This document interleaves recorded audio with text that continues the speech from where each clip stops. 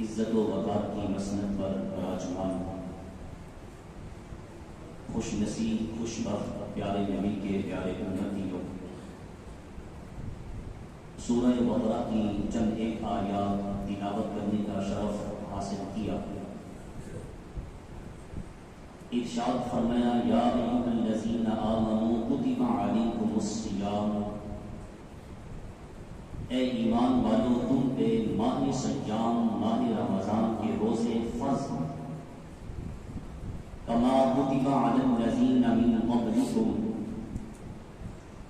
تم سے پہلے لوگوں پہ بھی فرض تھے۔ تم پہ کیوں فرض کیے گئے؟ لعلکم تتقون، تاکہ تم پرہیزگار متقی بن جاؤ۔ ایاما معدودات، یہ گنتی کے چند ایک روز وہ ہیں۔ فمن کان منکم مریضا او علی سفر فعدۃ من ایام اخر،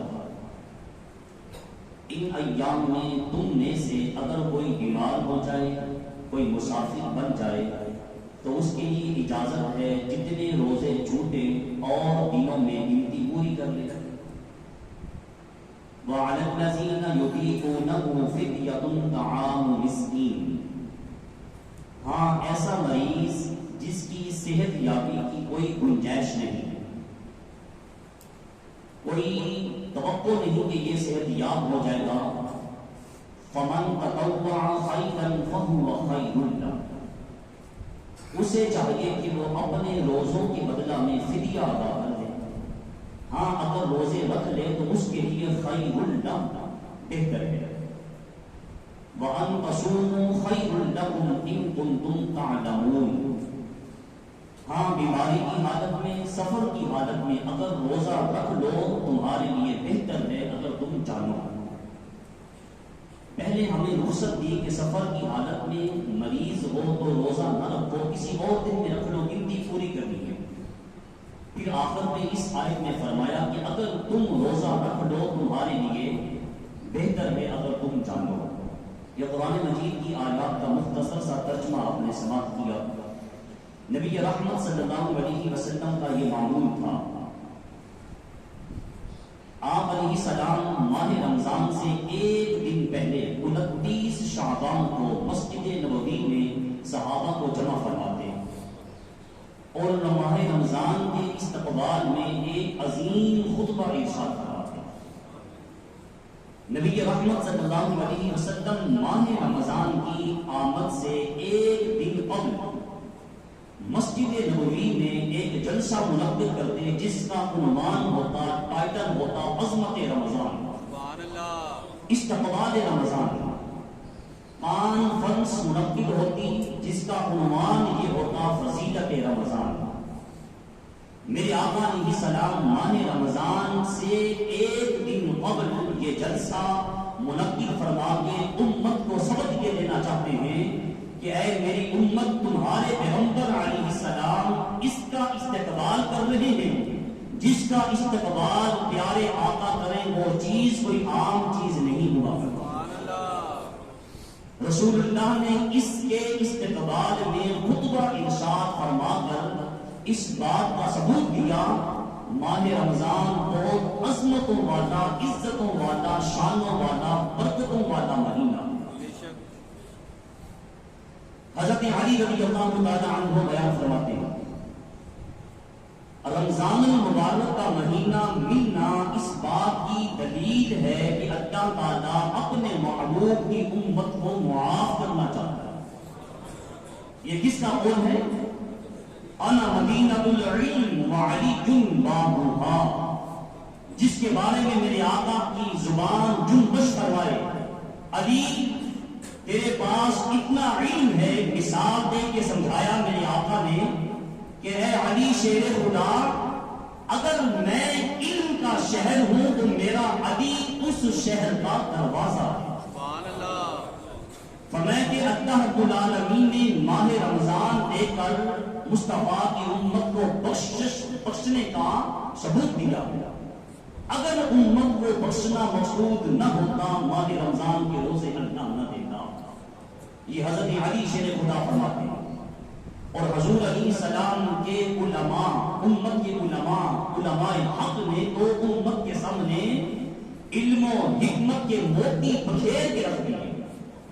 فرماتے ہیں جس طرح سیدنا یعقوب علیہ السلام کو اللہ نے 12 بیٹے عطا فرمائے نا. بولیے کتنے بیٹے؟ 12. اچھا میں آپ کو ایک بات عرض کرتا چلوں. مسجد کے کچھ آداب ہوا کرتے ہیں، رسول اللہ کا ارشاد سننے کے بھی کچھ آداب ہوا کرتے ہیں. میلوں میں آپ اپنی مرضی سے بیٹھ سکتے ہیں، مگر محفل مصطفیٰ میں آپ اپنی مرضی سے. ایک عالم صاحب لکھتے فرماتے ہیں ہم حضور کی محفل میں اس طرح بیٹھتے ہیں جیسے ہم حضور کے سامنے بیٹھتے ہیں. تو جمعے میں آپ تشریف لائیں پھر گھٹنے پکڑ کے بیٹھ جائیں کہ بات اچھی لگتی، یہ سرکار کے غلام کو جچتا نہیں. اگر محسوس نہیں کیا تو پھر بول دیں سبحان اللہ. علماء فرماتے ہیں کہ حضرت یعقوب علیہ السلام کو اللہ نے 12 بیٹے عطا فرمائے. بولیے کتنے بیٹے؟ 12 بیٹے. 12 بیٹوں میں سے سب سے زیادہ عظمت و شان سیدنا یوسف علیہ السلام کو ملی.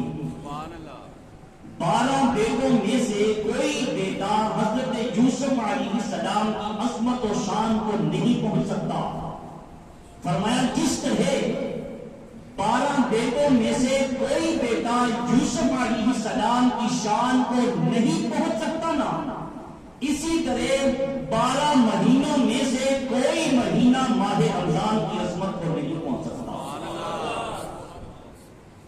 جس طرح یوسف علیہ السلام کی برکت سے اللہ نے 11 بھائیوں کے گناہوں کو معاف کیا، سیدنا یوسف علیہ السلام کی برکت سے اللہ نے ان کے 11 بھائیوں کے گناہوں کو معاف کیا، اسی طرح ماہ رمضان کی برکت سے اللہ تعالیٰ 11 مہینوں میں امت سے ہونے والے گناہوں کو معاف فرما دے گا.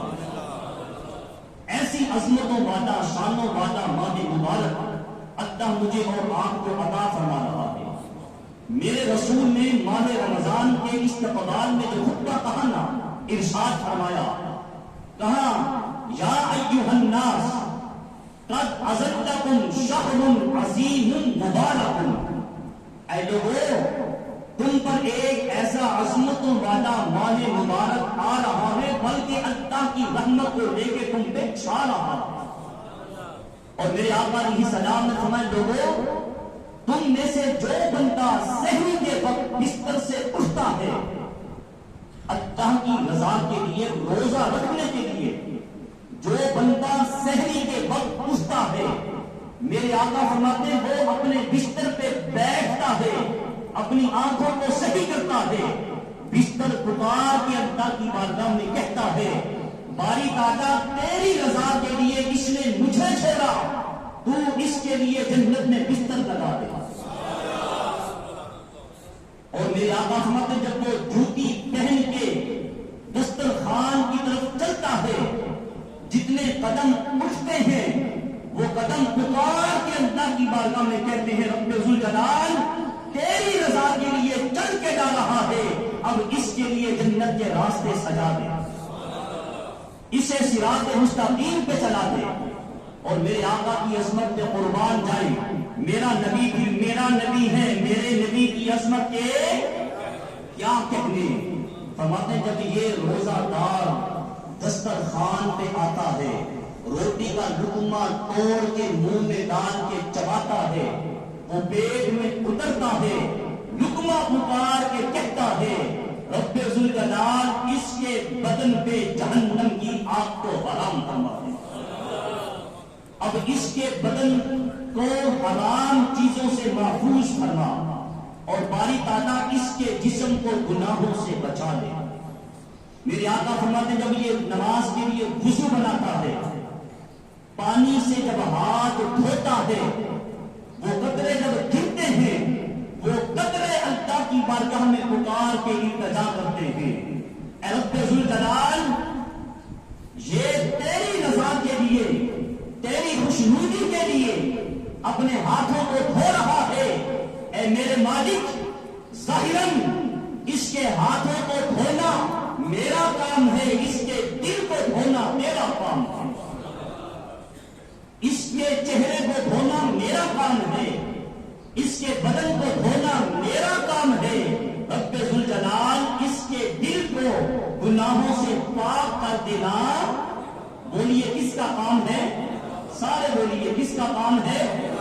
اب ماہ رمضان میں آپ سے نہیں کہوں گا کہ آپ بولیں، اس لیے کہ آپ روزے سے ہوں گے، لیکن یاد رکھنا روزے میں جو بندہ ایک نفل پڑھتا ہے ثواب فرض کا دیا جاتا ہے، اور جو ایک مرتبہ سبحان اللہ کہے گا نا روزے کے ساتھ 70 سبحان اللہ کا ثواب دیا جائے گا.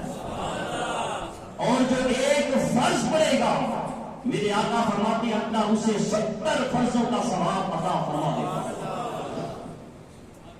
اور میرے آقا فرماتے ہیں ماہ رمضان کا چاند طلوع ہوتا ہے، میرا رب جہنم کے دروازے بند فرما دیتا ہے، جنت کے دروازے کھول دیتا ہے، شیاطین کو جھگڑ دیتا ہے. کیوں یا رسول اللہ؟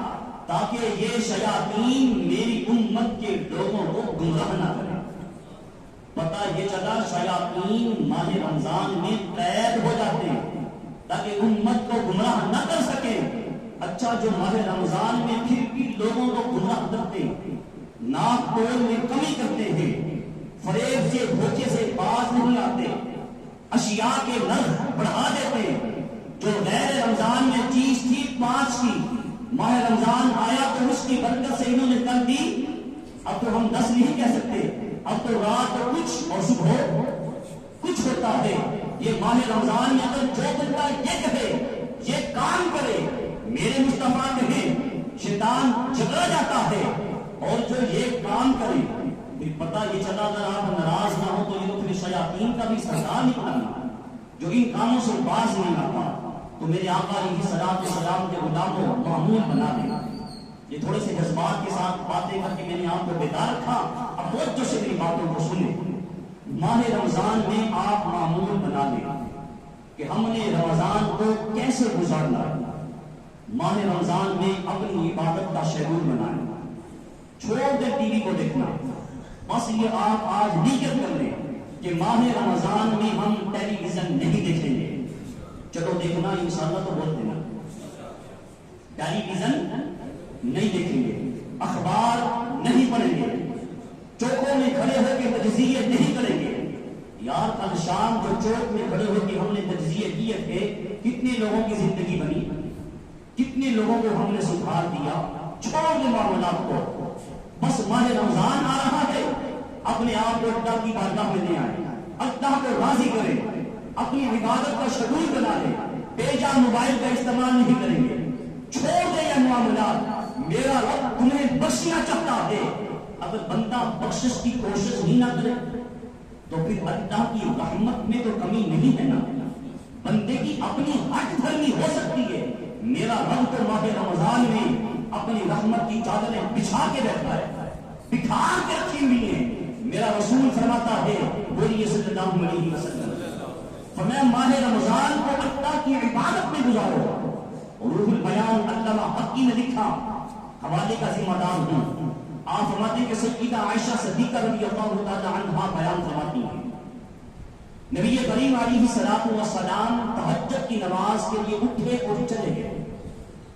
فرماتی پہلے آپ کا معمول تھا، اللہ کے نبی کی عادت تھی، جب بھی آپ نے آنا تہجد کے وقت اٹھ کے بیٹھ جانا، مجھے جگانا اور کہنا پیاری عائشہ ٹائم بھی تیرا ہے، حق بھی تیرا ہے، اگر تو اجازت دے تو میں تھوڑی دیر کے لیے اپنے رب سے 2-4 باتیں نہ کر لوں۔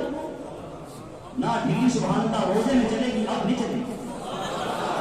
اگر تو اجازت دے تو میں 2-4 باتیں اپنے رب سے نہ کر لوں، اور میرے نبی میری عظمت میں قربان جائیں، میں اپنے رب سے 2-4 ناز و نیاز کی باتیں نہ کر لوں۔ یہ حضور کی عادت تھی، حضور پوچھتے تھے۔ سیدہ عائشہ ام المؤمنین فرماتی ہیں، اس بار سرکار چلے گئے، لجپال نبی، غمخوار نبی، ہمارے سردار نبی حضور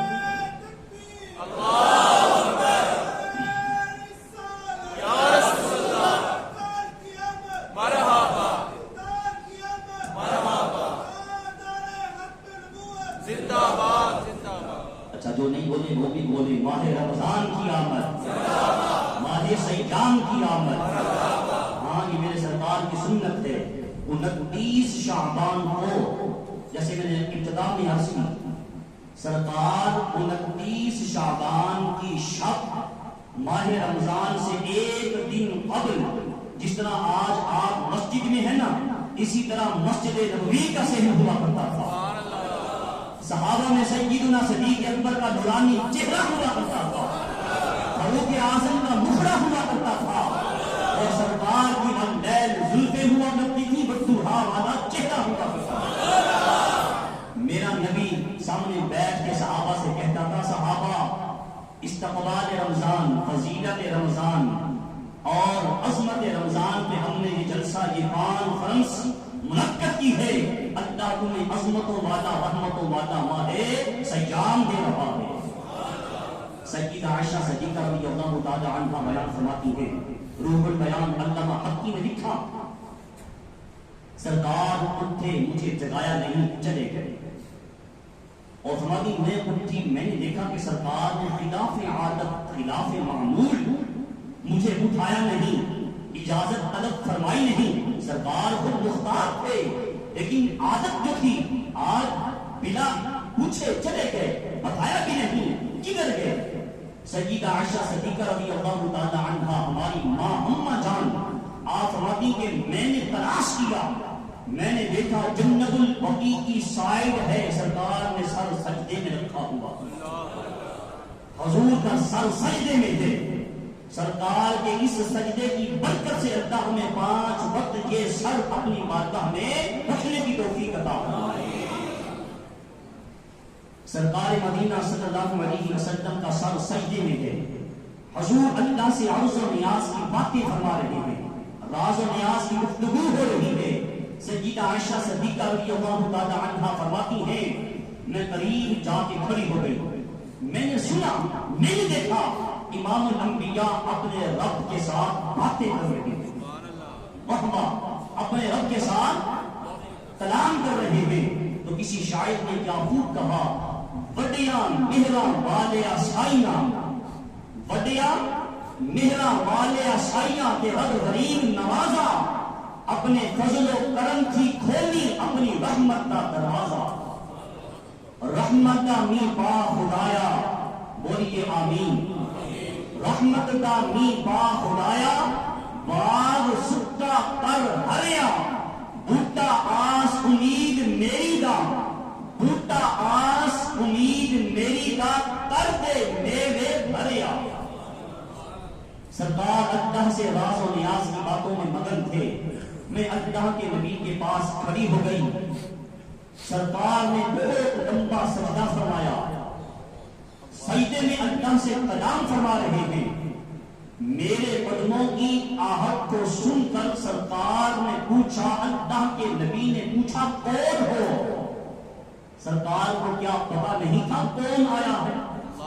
پوچھا اس لیے امت کو پتا چلے کون آیا ہے، کون ہو؟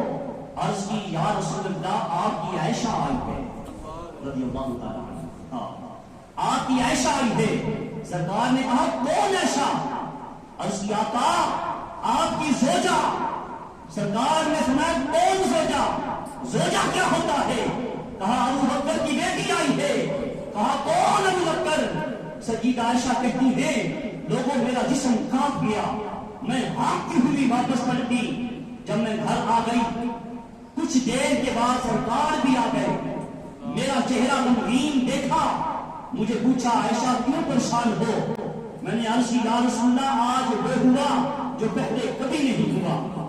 سرکار آپ سجدے میں تھے، میں آپ کے قریب آئی، آپ نے پوچھا کون ہو؟ میں نے کہا عائشہ ہوں۔ آپ نے کہا کون عائشہ؟ میں نے کہا آپ کی زوجہ۔ آپ نے کہا زوجہ کیا ہوتا ہے؟ میں نے کہا ابو بکر کی بیٹی ہوں۔ ابو بکر کون ہوتا ہے؟ حضور میں پریشان ہو گئی، حضور یہ کیا ہوا؟ میرے سرکار نے کہا عائشہ گھبرا نہیں، ایک وقت ایسا آتا ہے 24 گھنٹوں میں سے ایک لمحہ، ایک وقت ایسا آتا ہے یا خدا ہوتا ہے یا مصطفیٰ ہوتا ہے۔ 24 گھنٹوں میں سے ایک لمحہ، ایک وقت ایسا مجھ پہ طاری ہوتا ہے، ایک وقت ایسا آتا ہے یا میں ہوتا ہوں یا میرا اللہ ہوتا ہے۔ اس وقت کوئی نبی کوئی مرسل بھی نہیں آ سکتا، کوئی فرشتہ بھی نہیں آ سکتا۔ میری پیاری عائشہ جب کوئی فرشتہ نہیں آ سکتا، کوئی نبی کوئی مرسل نہیں آ سکتا، عائشہ کون ہوتی ہے آنے والی؟ ابو بکر کون ہوتا ہے آنے والا؟ زوجہ کون ہوتی ہے آنے والی؟ جب وہ نہیں آ سکتے تم کیسے آ سکتی ہو؟ عرض کی آقا میں سمجھ گئی، بس یہ بتائیں جب آپ گئے اس وقت بارش ہو رہی تھی، جب آپ آئے بارش ہو رہی تھی، میں جب گئی بارش ہو رہی تھی اور میرے یہ کندھے گیلے ہیں، میں واپس پلٹ کے آئی میرے کپڑے گیلے ہیں، لیکن سرکار آپ گئے بھی آئے بھی بدن خشک ہے، پانی کے قطرے کیوں نہیں؟ فرمایا عائشہ تو نے اپنے سر پہ کیا اوڑھ رکھا ہے؟ اگر بات سمجھ میں آئے نا مزہ آئے تو چپ نہ رہنا. عائشہ تو نے اپنے سر پہ کیا اوڑھا ہے؟ عرض کی آقا میں نے آپ کی چادر رحمت کو اوڑھا ہوا ہے. کہا پھر عائشہ بارش نہیں ہے، یہ میری چادر کی برکت سے اللہ نے تجھ پہ رحمت کا پانی برسایا. یار چادر کی برکت سے رحمتوں کا نزول ہو جائے تو جو میرے سرکار کی جالیوں کو چومائے، جو سرکار کے روزے کو چومائے، جو سرکار کی مسجد کا بوسہ لے آئے، تو پھر ہم کیوں نہ کہیں سنا ہے آپ ہر عاشق کے گھر تشریف لاتے ہیں، میرے گھر میں بھی ہو جائے یا رسول اللہ. کہا یہ چادر کی رحمت ہے، چادر کی برکت ہے. تو میری آقا نے کہا سیدہ عائشہ ایک لمحہ، ایک وقت، ایک گھڑی ایسی آتی ہے میں اللہ کے پاس ہوتا ہوں، اللہ مجھ سے کلام کر رہا ہوتا ہے، کسی کو آنے کی اجازت نہیں ہے. میرے دوستوں، میرے مصطفیٰ نے امت کو یہ بات کہہ کے پتہ ہے سبق کیا دیا، درس کیا دیا؟ کہا میری امت 24 گھنٹوں میں سے ایک لمحہ ایسا بھی نکال دو کہ تم اللہ کی دہلیز میں آگے اپنے رب کو ٹکڑے سنایا کرو. مصطفیٰ نے کہا میں اللہ کے پاس ہوتا ہوں، اللہ مجھ سے کلام کر رہا ہوتا ہے. کہا امت 24 گھنٹے ہیں تمہارے پاس، ان گھنٹوں میں سے کچھ لمحے نکال کے اپنے رب کے پاس آ جایا کرو. ذہنی طور پہ بھی جسمانی طور پہ بھی رب کی دہلیز میں حاضر ہو کے اللہ سے راز و نیاز کی باتیں کیا کرو، اللہ کو ٹکڑے سنایا کرو.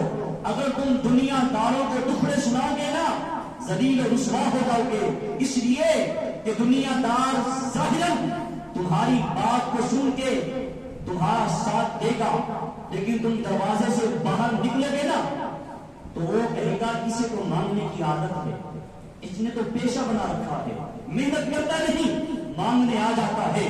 لیکن جس کی دہلیز پہ آنے کی مصطفیٰ ہمیں دعوت دے رہے ہیں، کہا وہ رب کتنا عظیم ہے، وہ تانے بھی نہیں دیتا، فریاد بھی سنتا ہے اور دنیا بھی عطا کرتا ہے، آخرت بھی ثواب دیتا ہے. کہا اس کی دہلیز پہ آ جایا کرو. کہا میری عائشہ صدیقہ رضی اللہ تعالی عنہا میں اللہ کے پاس ہوتا ہوں، ایک لمحہ ایسا ہوتا ہے میں اللہ کے پاس ہوتا ہوں، رب اس سے کلام کرتا ہے. تو ماہ رمضان کے استقبال میں ہم نے جو سنا کہ ہم نے اپنی عبادت کا معمول بنا لینا ہے، ٹیلی ویژن چھوڑ دیں، اخبار پڑھنا چھوڑ دیں. اگر آپ یہ پورا مہینہ نہیں پڑھیں گے نا پاکستان انشاءاللہ وہی پڑے گا. تجزیہ کرنے چھوڑ دیں.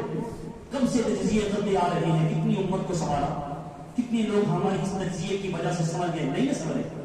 اپنے آپ کو سنبھالیں، عبادت کا معمول بنائیں، بے جا موبائل کا استعمال نہیں. کہتے ہیں وقت گزرتا نہیں، ماہ رمضان میں وقت نہیں گزرتا روزے کے ساتھ کے. کیا تو نے اللہ کی عبادت کمپلیٹ کر لی؟ تو نے قرآن کی تلاوت کر لی؟ تو نے درود پاک پڑھ لیا؟ یہ سب کچھ کر لیا پھر تو تم دیکھ. اگر ابھی باقی ہے تو میرے مصطفیٰ کہتے ہیں تلاوت قرآن کرنا. قرآن کی تلاوت سے اللہ تمہارے دلوں کے زنگ کو دھو ڈالتا ہے اور اس کی عبادت کرو، اس کے قریب آؤ.